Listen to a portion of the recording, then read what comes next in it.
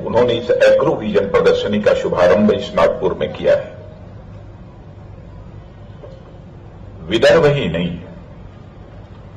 बल्कि देश के दूसरे भागों से भी कुछ लोग आकर इस एग्रो विजन एग्जीबिशन को देख रहे हैं, क्योंकि जिस समय मैं इस एग्रो विजन का निरीक्षण कर रहा था उस समय कई लोग मुझसे मिले।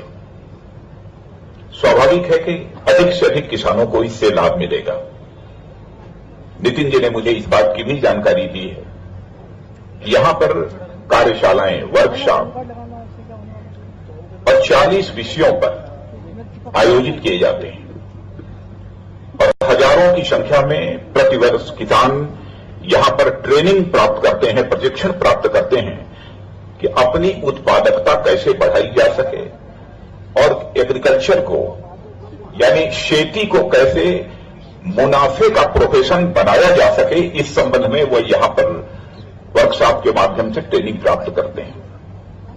मैं ऐसा मानता हूं कि आजादी हासिल हुए लगभग 67 वर्षों का समय गुजर गया है। नेशनल सैंपल सर्वे ऑर्गेनाइजेशन का एक आंकड़ा है। यह आंकड़ा यह बतलाता है कि जिस समय आजादी मिली थी उस समय 75% यानी 75% पॉपुलेशन इस देश की ऐसी थी जो खेती के ऊपर यानी शेती के ऊपर निर्भर करती थी, लेकिन आज उनकी संख्या लेस देन 50% यानी 50% से कम हो गई है। क्यों? लोगों का पलायन शहरों की तरफ तेजी के साथ हो रहा है, क्योंकि यह खेती जो सचमुच मुनाफे की होनी चाहिए, अब वो मुनाफे का पेशा नहीं रह गया है बल्कि यह घाटे का पेशा रह गया है।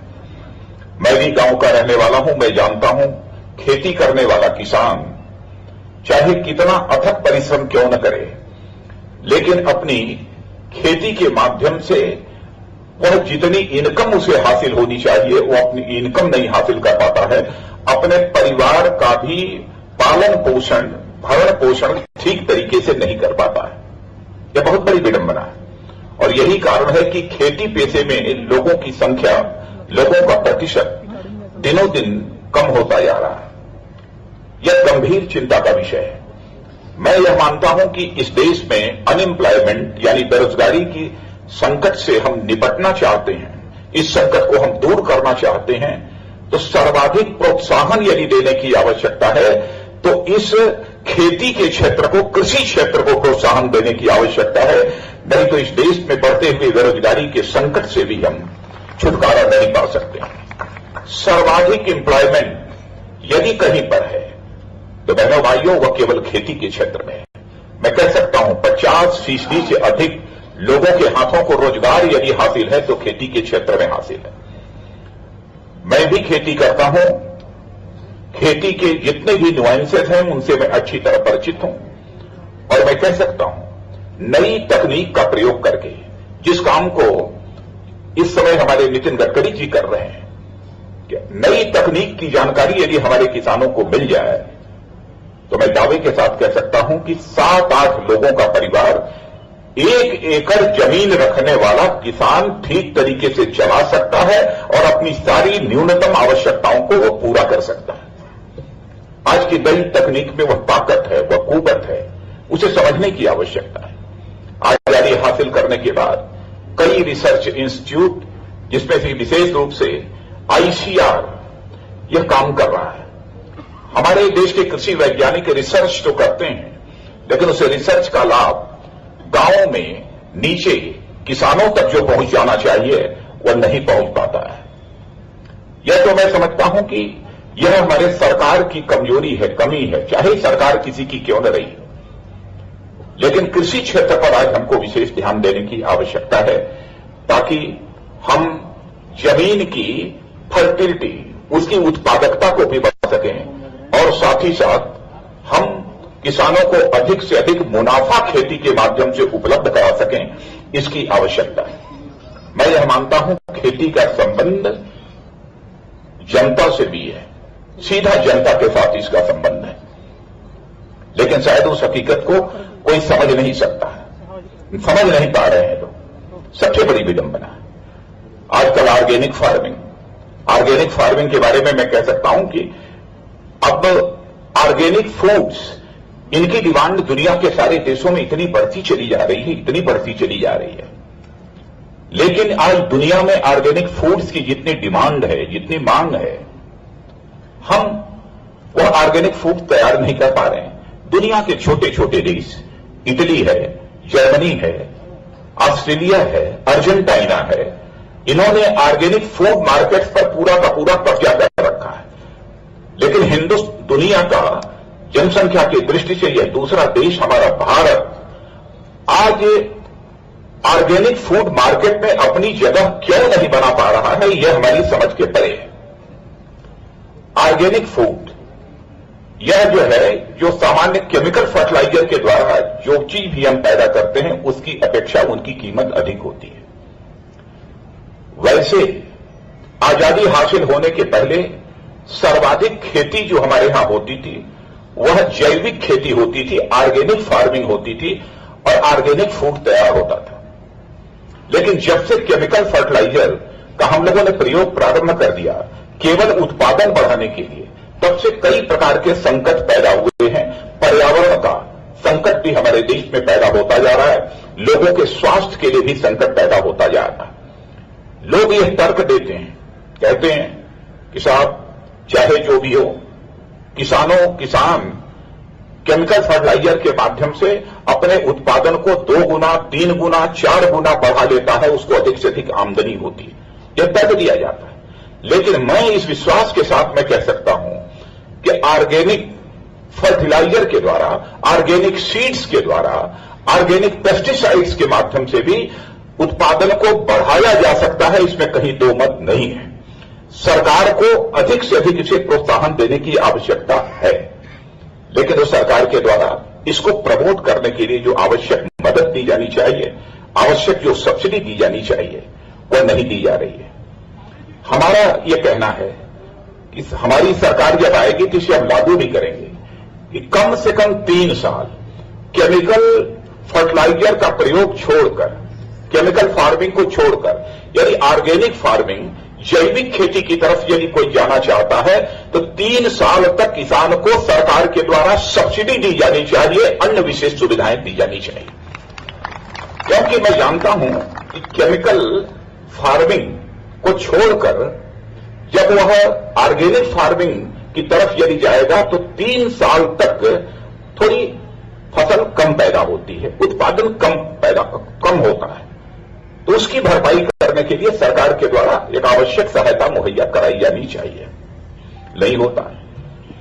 आजकल सबसे बड़ी समस्या ऑर्गेनिक फूड्स की यह है कि उसका सर्टिफिकेशन, यदि कोई किसान कराना चाहता है तो उसके सर्टिफिकेशन के लिए उसे बहुत सारी मुसीबतों का सामना करना पड़ता है।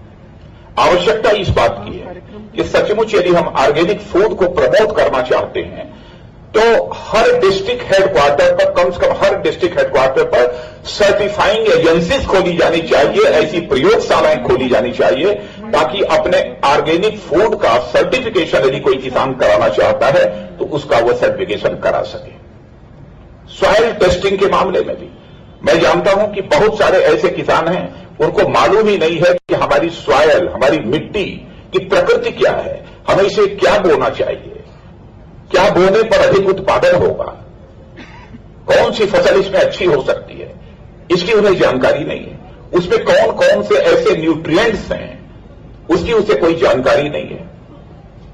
किसी भी सरकार की, संवेदनशील सरकार की जो सचमुच कृषि क्षेत्र को प्रोत्साहन देना चाहती है, उसकी यह जिम्मेदारी होती है कि अनिवार्य कर दिया जाना चाहिए कि इस हिंदुस्तान के हर किसान को सॉइल हेल्थ कार्ड मिलेगा। सॉइल हेल्थ कार्ड हर किसान के पास हो, एक ऐसी मुकम्मल व्यवस्था करने की आवश्यकता है। लेकिन आज तक आजादी के 67 वर्ष गुजर जाने के बावजूद हम इस काम को नहीं कर पाए।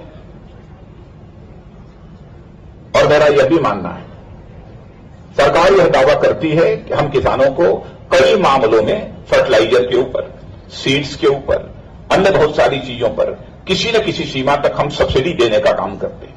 लेकिन सब्सिडी कहां दी जाती है, कब दी जाती है, कैसे दी जाती है, इस पर बराबर इस देश में बहस चलती रहती है। हमारा यह मानना है कि सब्सिडी यदि देनी है सचमुच किसानों को किसानों को यह लाभ मिलना चाहिए, यह नीयत यदि सरकार की है तो सब्सिडी और किसी को नहीं दी जानी चाहिए, बल्कि हर किसान का बैंक अकाउंट होना चाहिए और सरकार के पास दी जाने वाली सब्सिडी ऑनलाइन सीधे सीधे किसान के खाते में पहुंचनी चाहिए, बीच में कोई बिचौलिया नहीं होना चाहिए। लेकिन जो आवश्यक बातें हैं, इन उस ओर जितना ध्यान दिया जाना चाहिए वो नहीं दिया जा रहा है।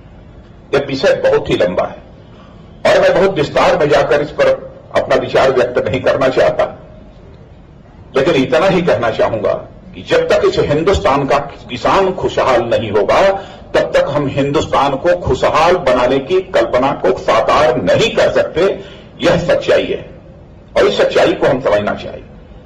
हिंदुस्तान को यदि हम दुनिया के विकसित देशों की श्रेणी में लाकर भी खड़ा करना चाहते हैं तो जब तक हिंदुस्तान के कृषि क्षेत्र का विकास नहीं होगा तब तक हम इसे हिंदुस्तान को दुनिया की डेवलप्ड कंट्रीज की क्यू में लाकर खड़ा नहीं कर सकते, चाहे हम जितना भी प्रयत्न कर लें।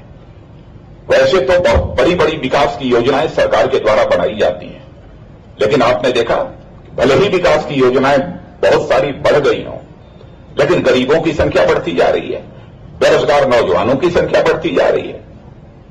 यह सब सारा संकट पैदा हो, देश की अर्थव्यवस्था के समक्ष भी संकट गहराता जा रहा है। आज मैं जब देखता हूं चालू खाता घाटा, जिसे करंट अकाउंट डेफिसिट कहते हैं, उसकी लेकर आज के बहुत चर्चा होती है। और मित्रों, यदि हमारे रुपये की कीमत डॉलर के मुकाबले तेजी के साथ गिर रही है तो क्यों गिर रही है? इसलिए कि हमारे देश में चालू खाता घाटा यानी करंट अकाउंट डेफिसिट बढ़ती जा रही है और साथ ही साथ विदेशी कर्ज बढ़ता जा रहा है। केवल इन दो चीजों के कारण ही रुपये की वैल्यू डॉलर के अगेंस्ट, डॉलर के कंपैरिजन में बराबर वह कम होती जा रही है। हमारे देश की अर्थव्यवस्था की साख सारी दुनिया में तेजी के साथ गिरती जा रही है। मैं कहता हूं सरकार यदि केवल कृषि क्षेत्र के ऊपर ध्यान दे दे तो हम खेती के माध्यम से बहुत सारे ऐसे उत्पादन कर सकते हैं जो दुनिया के बेजोड़ उत्पादन होंगे और दुनिया के दूसरे देशों में एक्सपोर्ट करके अपना एक्सपोर्ट बढ़ाकर चालू घाटे को यानी करंट अकाउंट डेफिसिट को कम कर सकते हैं। केवल कम नहीं कर सकते हैं बल्कि भारत जो आज करंट अकाउंट डेफिसिट कंट्री है उसे करंट अकाउंट सरप्लस कंट्री बना सकते हैं और अपने रुपये की ताकत को भी मजबूत बना सकते हैं। इतना हम एक्सपोर्ट कर सकते हैं। लेकिन जब तक कृषि क्षेत्र पर ध्यान नहीं दिया जाएगा, एग्रो इंडस्ट्रीज पर जब तक ध्यान नहीं दिया जाएगा, तब तक हम अपने देश की अर्थव्यवस्था को भी किसी भी सूरत में मजबूत नहीं बना पाएंगे। इस यथार्थ को भी, इस सच्चाई को भी हम लोगों को समझने की जरूरत है। और मैं बार बार इस चीज को कहता हूं कि महंगाई के संकट से भी सचमुच यदि इस देश को निजात दिलाना है तो कृषि क्षेत्र पर हमको विशेष ध्यान देना होगा। किसानों के लिए एक सबसे बड़ी अब सुविधा और होती है जिसकी ओर मैं ध्यान आकर्षित करना चाहूंगा। हमारा किसान कांदा हो, आलू हो, वह तो 5 रुपया 10 रुपया किलो हो बेचता है बिचौलिए को, लेकिन वही कांदा यदि बाजार में आता है तो 80 रुपया 100 रुपया किलो की दर से बेचता है। क्यों ऐसा होना चाहिए? हिंदुस्तान के हर कस्बे में, हर शहर में किसान बाजार होनी चाहिए जहां पर कि किसान स्वयं अपना उत्पादन लेकर बैठ सके और अपने माल को सीधे जनता को बेच सके। एक ऐसे किसान बाजार की व्यवस्था हर शहर और कस्बे में होनी चाहिए, हर शहर का कस्बे में होनी चाहिए। बिचौलिया बीच में ना है। मैं अमेरिका का जानता हूं 1970 में जहां पर केवल 370 किसान बाजार हुआ करते थे, आज वहां पर उसकी संख्या बढ़कर 7,000 से अधिक हो गई। अर्जेंटीना में भी, ऑस्ट्रेलिया में भी यह बराबर यह संख्या बढ़ती जा रही है। लेकिन हमारे हिंदुस्तान में जो किसान बाजार होने चाहिए, इस ओर जो ध्यान देना चाहिए वह किसी के द्वारा ध्यान दिया नहीं गया है। और मित्रों, हमारा तो यह मानना है कि सचमुच हम एग्रीकल्चर को हम यदि सस्टेन करना चाहते हैं, यानी हम चाहते हैं कि यह एग्रीकल्चर एक मुनाफे का पेशा बन जाए, तो इसके लिए आवश्यक है कि हम लोगों, सॉइल और सोसाइटी दोनों के साथ जुड़े रहें। जमीन और जनता दोनों के साथ हमको जुड़कर ही काम करना होगा, तब हम इस क्षेत्र में, कृषि के क्षेत्र में आगे तेजी के साथ बढ़ सकते हैं, नहीं तो और कोई दूसरा विकल्प नहीं है। आज के अवसर पर इससे ज्यादा कुछ न कहते हुए मैं सचमुच पुनः बधाई देना चाहता हूं नितिन जी को कि राजनीतिक क्षेत्र में रहते हुए मैं इनसे पूछ रहा था, जब मुझे बहुत सारी चीजों की जानकारी ये दे रहे थे, आप राजनीतिक क्षेत्र की इस आपाधापी में कैसे इतना समय निकाल पाते हैं? तो उन्होंने कहा कि हमारी रुचि है इसमें, और मैंने देखा है कि दिल्ली में रहते हुए भी जब ये कभी हम लोगों के साथ बैठते हैं तो यही सब सारी बातें वो बराबर करते रहते हैं, राजनीतिक बातें बहुत कम करते हैं। और आज आकर मैंने प्रत्यक्ष अपनी आंखों से देख लिया।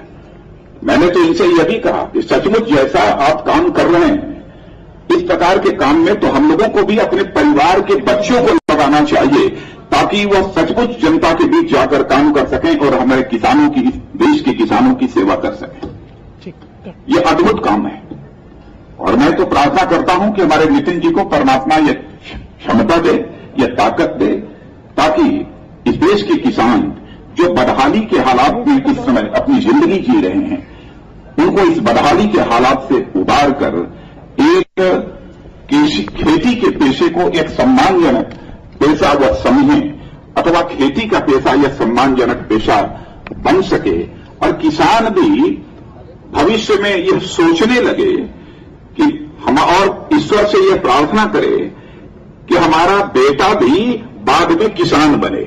आज तो किसान अपने बेटे को चपरासी बनाना पसंद करता है, लेकिन वो अब कभी नहीं चाहता है किसान कि हमारा बेटा भी किसान बने, यह कभी नहीं चाहता। खेती को इतना सम्मानजनक बनाने की आवश्यकता है ताकि किसान भी यह मानकर चले कि हमारा बेटा भी यदि होगा तो हमसे अच्छा किसान बनेगा। एक ऐसा सम्मानजनक पेशा इस कृषि को बनाने की आवश्यकता है, और इसको जितना अधिकतम प्रोत्साहन शासन के द्वारा मिलेगा और जितनी अधिक नई से नई तकनीक की जानकारी किसानों को मिलेगी, उतना ही अधिक सम्मानजनक पेशा इस कृषि को बनाया जा सकता है, ऐसा मेरा विश्वास है। इन्हीं शब्दों के साथ मैं इस एग्रो विजन एग्जीबिशन के पैट्रन फिर नितिन गडकरी और अन्य सारे सहयोगियों को, और जो भी इसके पार्टिसिपेंट्स हैं, जो भी भागीदारी हैं, सबको बधाई भी देता हूं और साथ ही साथ धन्यवाद देते हुए अपना निवेदन समाप्त करता हूं।